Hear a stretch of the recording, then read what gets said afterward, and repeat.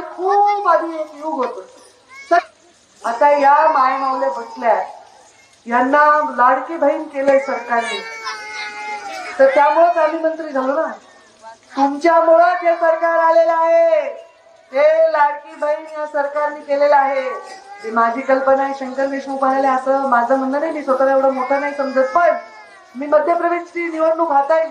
शिवराजजी चव्हाणांनी लाडकी बहीण योजना आणली आणि माझ्या परळीमध्ये सभा होती. तेव्हा एकनाथ शिंदे साहेब आणि देवेंद्रजी फडणवीस मुख्यमंत्री, तेव्हा उपमुख्यमंत्री होते, एकनाथ शिंदे मुख्यमंत्री होते. तर मी त्या सभेमध्ये म्हणले की शिंदे साहेब आणि फडणवीस साहेब, लाडली बहिणासारखी लाडकी बहिणाला आपलं सरकार 100% उभं बोला फुलाची गाठ पडली. मी काही केलं नाही, पण खरं झालं का, स्त्री हे शक्ती युग आहे. तुम्हाला ताकद दिल्यामुळे आम्हाला मिळाली, तुम्हाला लाडकी बहीण केल्यामुळे भाऊ सत्तेत बसले. त्यामुळे ही लाडकी बहीण आम्हाला सोडणार नाही, कारण ती कुणाचेही घेतलेलं विसरत नाही. ही शक्ती आहे. तर ही संपूर्ण निविदा ज्या पद्धतीनं